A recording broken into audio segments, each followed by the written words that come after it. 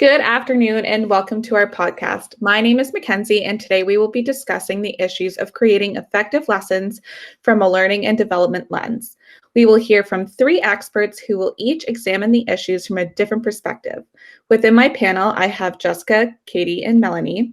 Since we have limited time, let's get down to business. We will hear from our first panelist, Katie. Can you please give us a brief overview of your theory?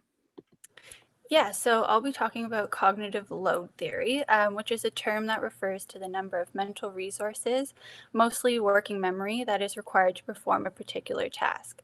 So the extent of cognitive load in a given situation depends on many things, including on what the person already knows about the task and the supports that are available. There are three kinds of cognitive load. There's intrinsic, which is unavoidable, extraneous, which gets in the way, and germane, which is valuable. And it's what we strive to achieve as teachers. Yeah. Ooh, thank you. We'll move on to our next panelist. Melanie, can you please explain yours? Absolutely. Thanks so much, Mackenzie. So today I'm going to talk about constructivism. So there are two main principles of constructivism, which revolve around learners being active in constructing their own knowledge, and that social interactions are really essential throughout this knowledge construction process. So there are generally some guidelines to follow throughout cooperative learning and creating different groups. So these revolve around fitting the group size and composition to your learning goals that are created as a group, assigning different roles that are appropriate for each student, making sure that the teacher contributes as a supporter, so monitoring different groups and moving around the room, and starting small and making sure that your students are comfortable with starting with these cooperative learning methods and understand that each student are going to be comfortable with different aspects of constructivism. Very nice. I'm excited to hear more. Sorry. And Jessica, can you please explain your theory? Absolutely. So what I'll be talking about today is social cognition theory, which is derived from Albert Bandura. And basically what his theory is that children learn from imitation and through modeling. So based on their social interactions, their interactions with their peers in the environment, what they see is what they do. So this whole concept of imitation. Bandura has also broadened his theory to also look at self-regulated learning.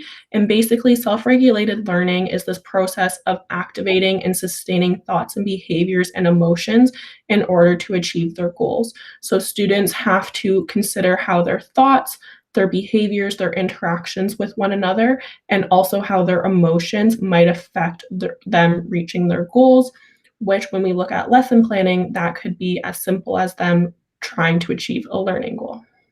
Very nice. Okay, so I have some questions for you all.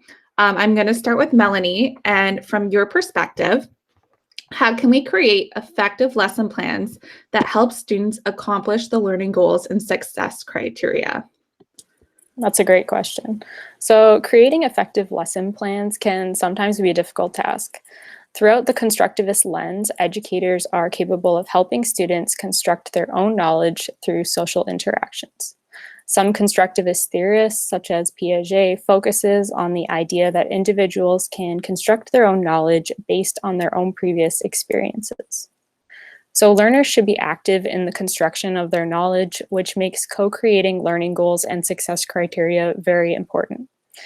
This idea allows students to take into consideration their own experiences and why they feel, what they feel, will be components of their success. Scaffolding on what the learner knows is also essential when understanding your students and what's necessary in order to create an effective lesson plan. The scaffolding of information is really important in group work as well. Constructivist learning emphasizes the importance of working with others in order to create knowledge. And by considering the guidelines for cooperative learning, which we already mentioned, effective group work is capable of being accomplished. Group work, inquiry, and problem-based learning are all activities that allow students to collaborate and co-construct their knowledge.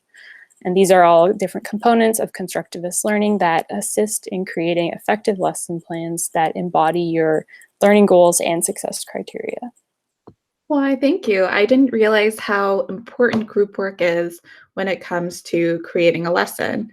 My next question is for Jessica, and that is, what role does the environment and social interaction play in your lesson planning?